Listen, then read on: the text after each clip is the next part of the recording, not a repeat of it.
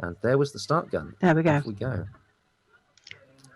And we see Pembroke really going for it here off the start, trying to slam those catches in, see if they can get a hold of Oriel nice and early.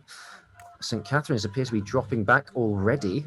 Looks like the gap between them and Wolfson is closing, but also looks like the gap between Christchurch and Wolfson is closing. So this is going to be a very hard three-boat race. Yeah, and Teddy's catching up on Christchurch as well. They might well be. So it might turn into a 4-boat race. This could be an interesting one as they come through the guts. Behind Teddy's, we have Balliol dropping back a little bit.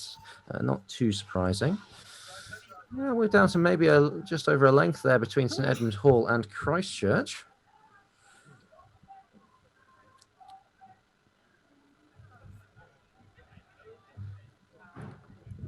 There's a little bit of water being missed at the caps there by St Edmund Hall. They could be a little sharper, I think.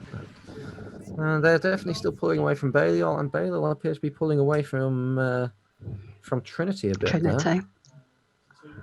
And I think it just disappeared, but I think Keble might have been about to catch Hertford at the very back of the division there. As we move up towards to see the crews going through into the gut, we can see Oriel looking like they're pulling a bit of distance on Pembroke there.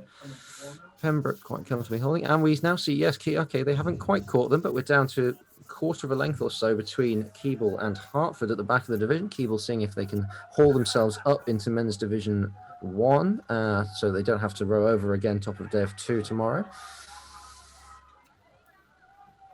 Trinity definitely dropping back from Balliol, but New College seem to have fallen.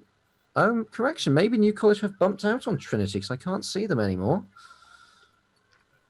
As we see Hertford maybe just starting to hold off Keble. Will they be able to put in a push and start to walk away from them, I wonder?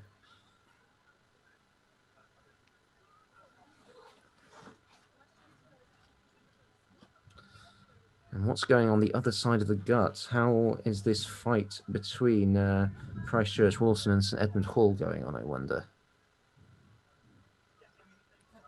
Hertford still managing to hold off Keble. Barely, but this is good commitment from Hertford and good steering from the Hertford Cox, managing to keep them away. Really putting the pressure on. Although they now look like they might be run out, that's a concession I from think Hertford. That might be there it, we yeah. go, yes. So Keble have bumped Hertford, so Hertford are going to be bumped down to Men's Division 2. Keble will be up in Men's Division 1. They'll be very pleased with that. They should be very happy with that, as we see Balliol making their way out onto the green bank.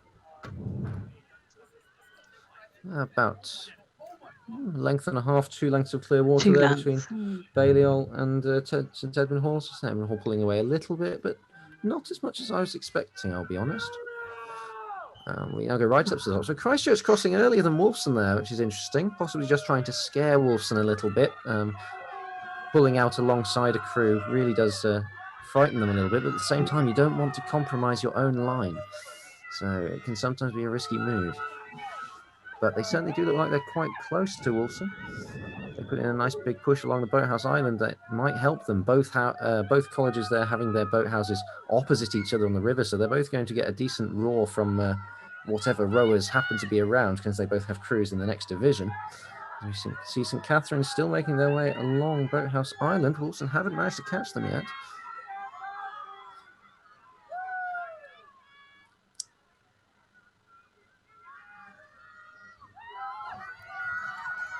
There's a lot of clear water behind them. That is a lot of clear water. Catherine's pulling away from Wolfson quite substantially, and that's less than a canvas between Christchurch and Wolfson. Yeah. If Wolfson were smart, they'd probably be trying to run away across to the right side of the river, but Christchurch have parked themselves on their right, blocking off their avenue of escape. So frankly, it's just a matter of time, and there it is. Christchurch have bumped Wolfson. They are not going to be happy with that.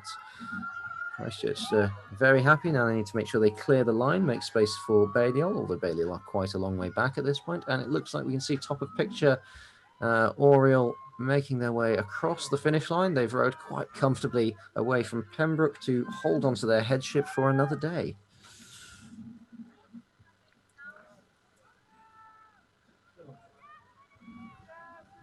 As we see St Edmund Hall coming into view. Sorry, I should have said Christchurch rowing away from St Edmund Hall. I keep looking at the wrong division because they have very similar crews in them, and I'm getting slightly confused on the starters I have in front of me. My apologies. So yes, we have St Edmund Hall and Balliol. making their way through. So tomorrow we will get to see whether or not St Edmund Hall can catch up to Wolfson. Wolfson have been quicker in the head races earlier in term, but we'll see if that holds true when they're being chased. Trinity making their way along, and then we have quite a large gap back to Hertford, who of course got bumped by Keeble at the back of the division.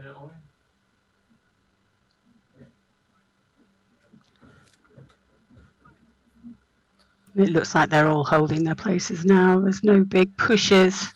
No, well, once They're you're up to, going to run out of water. Absolutely. Once you're up to the boathouses, unless you're within a quarter of a length realistically, or unless the crew in front really does something wrong, then it's highly unlikely that there's going to be anything happening there. And we see Hertford bringing up the rear of the division and the following launch, making sure everyone gets to the end safely. So Hertford will be dropping down into men's division 2 tomorrow.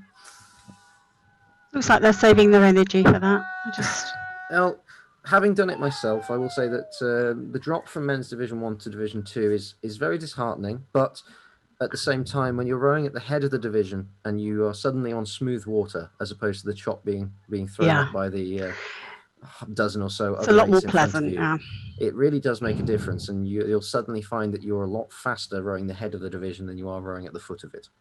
It's a lot easier to hold on to, say, head of men's division 2 than it is to row at the bottom of men's division 1.